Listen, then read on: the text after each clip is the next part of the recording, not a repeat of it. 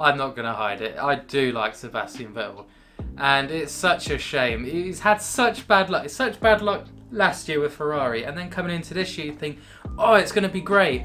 And then it just seems like Aston Martin, formerly Racing Point, just lost all their, well, not all their speed, but a lot of their speed. It seems like they're having the same problems that Mercedes were having, but it looks like Mercedes have sorted it out, but we'll get to that.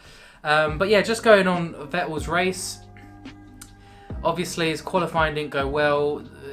Did he get held up by Mazepin's spin? They kind of said he didn't slow down for the yellow flags because he didn't see them. So he got a grid penalty for that and points on his license, I think, as well. So it probably was his qualifying pace, his true pace there. Obviously, it's early days. But then to be starting last in 20th place, he seemed like he was making his way sort of through the field. It was an odd strategy. They were going really long with him, and to be fair, there's a scrap with Yuki and Alonso that was pretty promising. You know, there was some good racing going on there. But then he just locked up and went into the back of Ocon, and blamed Ocon, which doesn't really, shine too good on him. Ocon didn't do anything. It was just turning right into the right-hander. And Vettel just went and straight rear-ended him. Lucky he didn't end both their races. P15 for Seb in his first Aston Martin race. This one is definitely one I hope is better the next race and throughout the season. Because otherwise it's going to be another really disappointing for Sebastian Vettel. Moving on, 14th, we have George Russell. I think we're getting quite used to seeing Russell, in the top 15 now. He's just amazing, isn't he? He really does push that Williams car where it shouldn't really be, I don't think. And I just hope he gets points this season. Because otherwise it's going to be so disappointing if he doesn't. But it will be great when he does finally get points this season. Moving on to Esteban Ocon in 13th place. Why is Ocon or Alpine seeming... No, I'm not going to say Alpine because Alonso is actually seeming quite good. It's Esteban Ocon that didn't really have a great testing and great qualifying. So not sure what's up with him. Again, I think he is going to get smacked by Alonso, and I'm not going to lie. I do like it when Alonso smacks his teammates, but at the same time, I'm going to feel a bit bad for Esteban Ocon. He probably doesn't really deserve it, so hopefully he can up his game to at least kind of match Alonso, but otherwise it's just going to be another tragedy. Let us move on to 12th place where we have Antonio Giovinazzi. I'm actually going to include Kimi Raikkonen in 11th for this one because the Alfa Romeo is actually doing really well, aren't they? They seem quite solid. Obviously they have the updated Ferrari power unit, so that's obviously helping because obviously Ferrari have made a pretty decent step, but we'll get on to that in a second. 11th and 12th for Kimi Raikkonen and Antonio Giovinazzi. I'm looking forward to them potentially getting some, I'm not going to say high points, but decent points this season. And we'll see what they can do. I'm actually interested in seeing what if Antonio Giovinazzi can do more. Because last season he had a decent season, especially on the race starts. He was just killing it on the race starts. But we'll move on to the points paying positions with Lance Stroll in P10. A decent race, I think, for Lance Stroll and Aston Martin. Obviously, I think he did... Where did he start, actually? I think he qualified... Did he qualify in 10th? I think he qualified in 10th, actually. So he just basically kept his position. And, he got a World Championship point. So, looking at how the car is looking at the moment, I think they would be fairly satisfied with that. And it's kind of sad considering we thought that Aston Martin, or a lot of people thought that Aston Martin would be, potentially the third best car on the grid, but at the moment it seemed like maybe fifth best car. So we'll see how the season progresses. I do hope it does get better, especially because obviously Aston Martin, home brand, gotta represent. But hopefully they do better. So moving on, we have Yuki Sonoda in P9. Oh, he's so good at it. He is just amazing. Already, I think all of us are already in love with Yuki Sonoda. He's just the little guy that is just... he's got tons of personality, and he was going for some of those moves. That move on Kimi Raikkonen was sweet as. It was just like he's been doing it for years. It's just first race, scored decent points, and on the team radio sounded a bit disappointed. So that just shows you where his mentality is. And yeah, I'm really excited to see him and Gasly this season doing even better. Let's move on to P8. So in P8 we had Carlos Sainz making his Ferrari debut, and I'm going to say it was probably a little bit disappointing for him, considering he was so close to Leclerc in qualifying and in testing, really. So yeah, but I mean, to be fair, P8, first Ferrari race, considering how bad Ferrari were last year, it's a pretty decent result for him, and I'm sure he's actually going to give Leclerc a good run for his money, which I don't think many people were expecting, to be honest. So that could be an interesting battle between those teammates there. And yeah, we'll see where it goes. So Daniel Ricciardo in P7 for McLaren. I think he had a pretty decent race.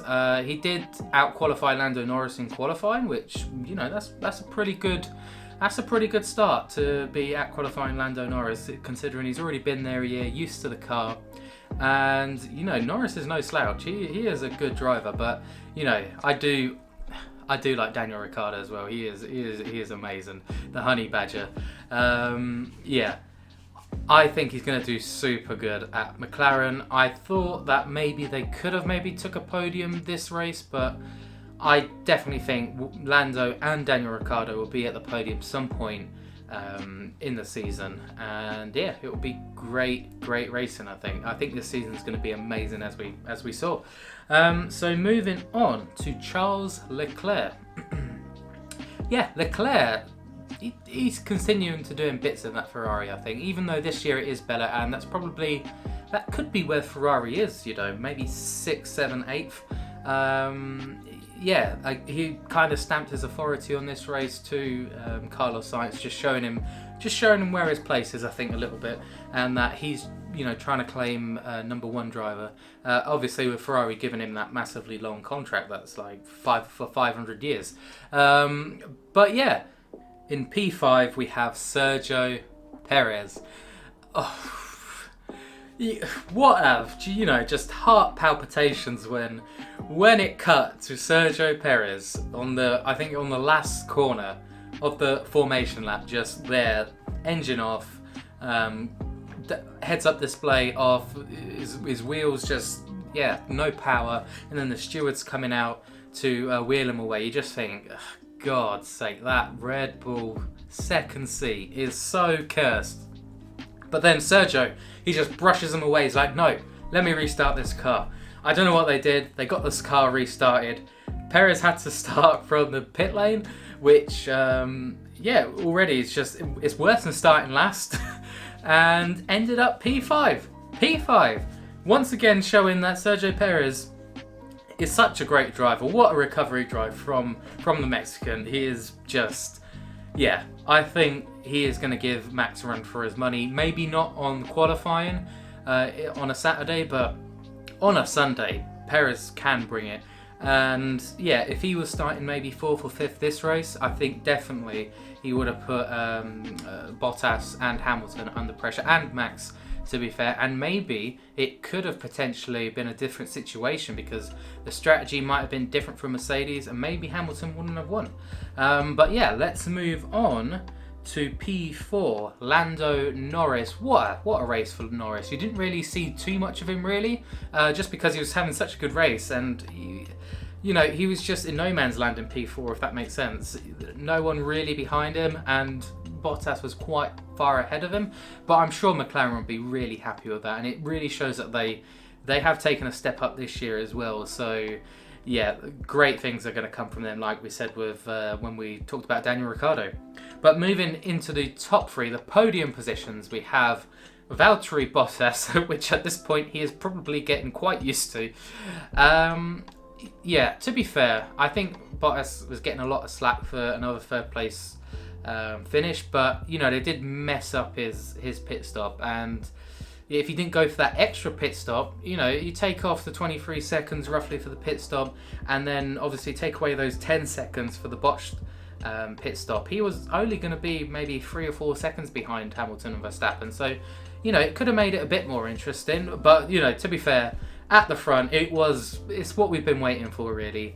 Hamilton P1 and Verstappen P2. Maybe a little bit of a same formula going on there with Hamilton P1, Verstappen 2 and Bottas 3, but the way that this race ended and went along was just, it was so entertaining. We finally got a scrap between Hamilton and Verstappen.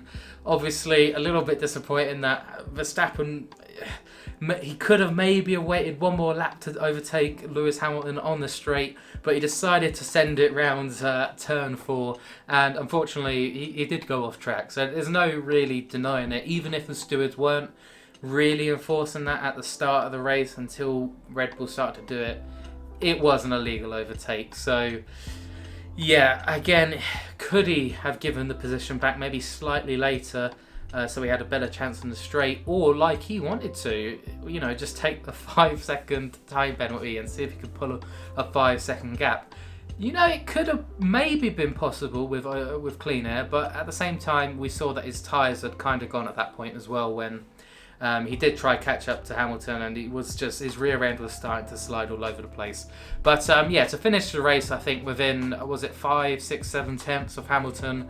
Yeah, that was, you know, that was some feat, and it just shows that this year has to be one of the best years in F1 in recent years. I think one of the closest title battles I think it's going to be, and yeah, I really do look forward to it, I should say.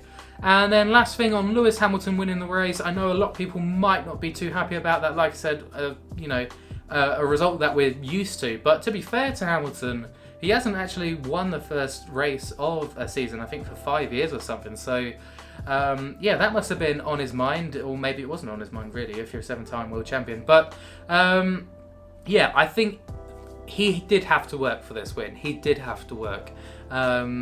If it wasn't Hamilton in that Mercedes, when Max Verstappen was chasing him down, I would think that if it was any other driver, Verstappen probably would be first. Maybe not any other driver, but if most of the grid was in that car, and it wasn't Hamilton, I think Verstappen would probably end up P1. So yeah, Hamilton did deserve that win. You can't really argue it. He did have to work for it.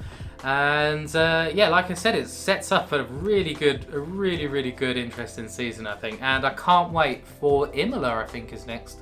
Is it Imola next in Italy, or is it Monza? No, I think it's Imola. Imola is next. So yeah, that should be a great race. Last year it was a really entertaining race, and obviously this year, since the midfield is so close, and even the top 3, you know, or the top 2 at least, they're also super close.